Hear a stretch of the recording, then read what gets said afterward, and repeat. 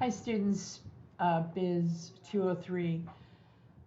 So we're continuing contracts, and I want to just give you a few more tips as we go through chapter 10, 11, 12, 13, and the summary on contracts. So we're wrapping it up, and some of what you're going to be reading and doing in MindTap. It's all MindTap this week. Actually, it's 2 weeks. The due date is going to bring you right through Thanksgiving break. Don't wait till the last minute though, because there is a lot of work, and you don't want to fall short. So to get into each chapter bit by bit, chapter 10 talks about illegal agreements, and we already spoke, or I already spoke some of this in the past, but just to recap illegal agreements. Any agreement that is against the law, whether it be gambling or prostitution in places where the law of that state usually has made it illegal, a contract to form to bring about gambling, including betting, ironic, since now everybody's betting all the time and it's all online, and some states still make it illegal, which is another more discrete issue. So where contracts to do something are illegal, hiring a prostitute is legal in some counties, believe it or not, in Nevada, and not in other counties in Nevada. So again, it's coming down to the jurisdiction piece of where things are actually happening, where the deeds are being done in the contract, where the meeting of the minds takes place, or the meeting of the bodies takes place, the meeting of the money versus the horse or the dog or the football game. And each state still retains that individualized jurisdiction over enforcement of those, what is and isn't illegal, and what can and cannot be contracted for. Now, that's not to say that you can't make a contract to do something illegal, because people do it all the time, from drugs on the streets to prostitution to betting in a bar. People do it all the time. What the law says is the courts will not be available to you if you want to sue because somebody breaches and defaults on their payment under, or their deal under that contract. So it's not to say people forever have been doing things that are illegal and betting on them, and their recourse is generally never going to be in the courthouse. Okay, that said, I wanna go into another kind of agreement that is illegal as well. And these are called agreements in restraint of trade. And what that means is you cannot hire somebody, for example, I always love to use examples to teach. You can't hire somebody for your beauty salon and rent them a chair where they pay X dollars a month to have that chair in the beauty salon, and then they pay you 15% of their take, right? So the money is collected on the client's way out, and then you remit over to the chair owner, the chair lessee. You remit over to the chair lessee the amount of that cut, $100. They're taking 25. The chair owner gets $75 for that haircut and color and so forth.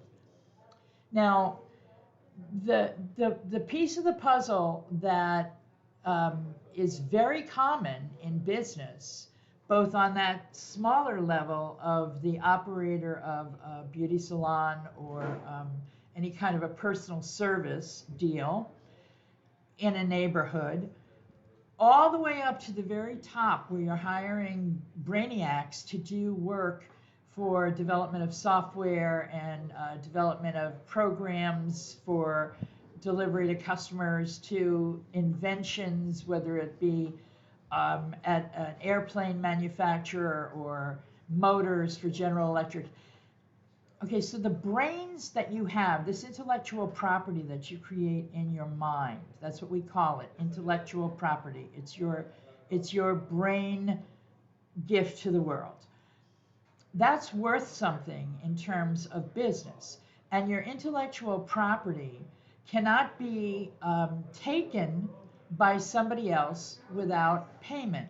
Similarly, your your ability to cut great hair cannot be restrained if you leave that barbershop or that hair salon to go to another one or you open up your own business. Well, what are you talking about, Duffy? Okay, well, bringing it back down to the barbershop or the beauty salon.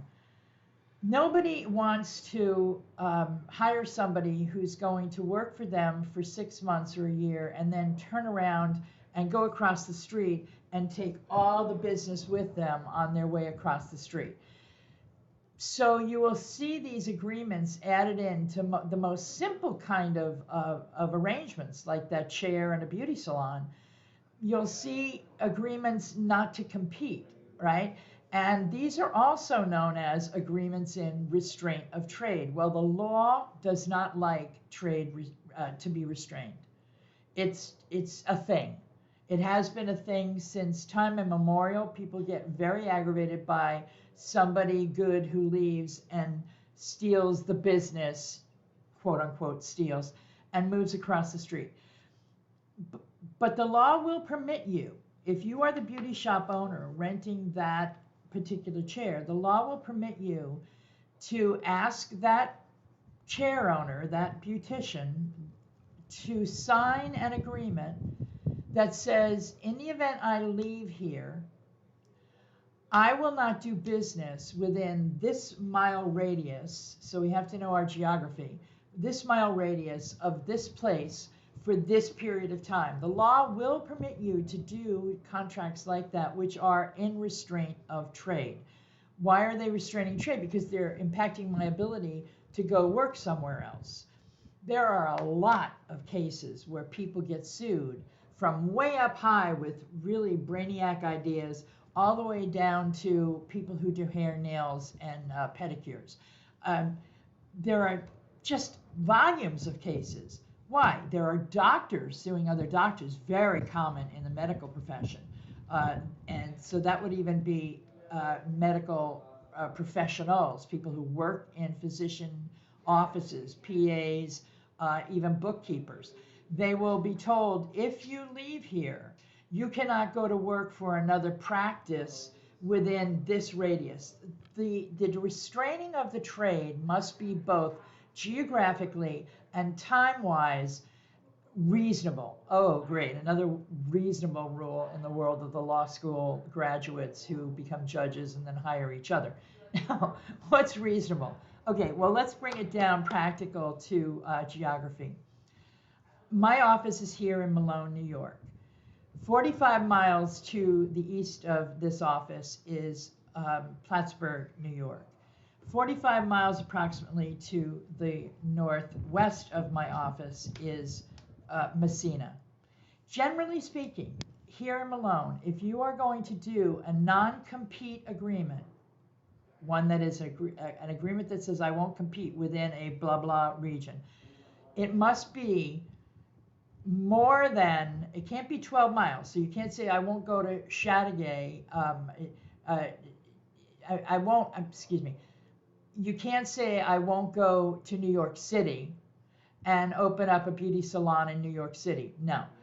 A person from Malone could go down to New York City tomorrow and open up a beauty salon, even if they had signed a non-compete agreement here on Main Street in Malone. The 45 miles in that non-compete agreement says, if I leave you, I will at least go 45 miles away or more. There have been cases where people have been told they cannot compete by doing the same job for anybody else in the entire United States. No, that was held out as an agreement in restraint of trade. But an agreement which says only from here you must go all the way to Plattsburgh or all the way to Messina or all the way to Canton or Gouverneur or Watertown, those are fine. But the law doesn't like people to be told by their old bosses, really this is what it comes down to, what they can and cannot do. But similarly, the law says the old boss shouldn't be jammed up by having people take things away with them, the things being clients, ideas, products, etc. It's not too hard to understand that it happens a lot, and if you talk to people that you may know in your life who have done those kind of jobs where they are barbers or technicians, or people who are working in little local shops, it's extremely common. Okay, so that is illegal unless it is limited in scope of time and geographical scope of area. And there are some interesting cases in here that talk about just what I said. There was a doctor in St. Louis. There were barber shops and beauty shops. They have some pretty decent cases. But the restraint of trade stuff is on page 105 and talks about how that can and cannot be accomplished. The other interesting piece in that particular chapter pertains to the illegality of agreements that would obstruct the administration of justice. So if you have a witness fees in trial or for depositions, if you subpoena a witness, you have to give them a witness fee, and which is usually a pittance. Maybe in some cases a $25, in some states $25, $50. These witness fees, you can't pay a witness more to testify. Makes sense. Those agreements are illegal. What does that mean? Well, it doesn't mean that the lawyer may not be slipping some money or a gift or whatever under the table. It means that if the lawyer doesn't pay you what is agreed for your witnessing, you can't sue. So you see, the law's not like, doesn't have a microscope over your head watching if you're the lawyer who wants a witness and you're willing to give them gifts or money or whatever. The law abhors that kind of behavior. It doesn't mean the behavior doesn't happen. If the behavior does happen and the lawyer, for example, says, or the defendant in a criminal case or a civil case, or the plaintiff says, I'll pay you to come and testify, the implication is that you want them to testify a certain way, right? And that implication is going to be thwarted in the event you don't get the payment as promised. And those are considered to be contracts that obstruct the administration of justice, meaning that you're playing with the wheels of justice. You're playing with the scales in such a way that you're trying to tip them, and it's wrong. In some cases, those are also crimes. So we're going all the way back to chapter 3, 4, 5. These are crimes. If it gets found out, not only can you not, you can't be sued on it, but you can also be indicted for it. They also talk about contracts that encourage somebody to oppose the passage of a bill. So if you hire a bunch of people, this is kind of interesting, or the passage or not passing of a bill.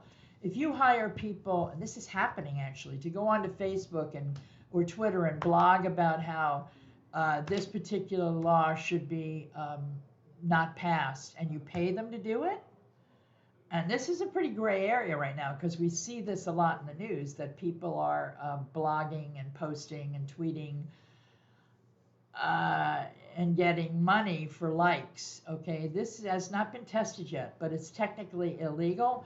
It's those kind of contracts, those kind of agreements are repugnant in the law.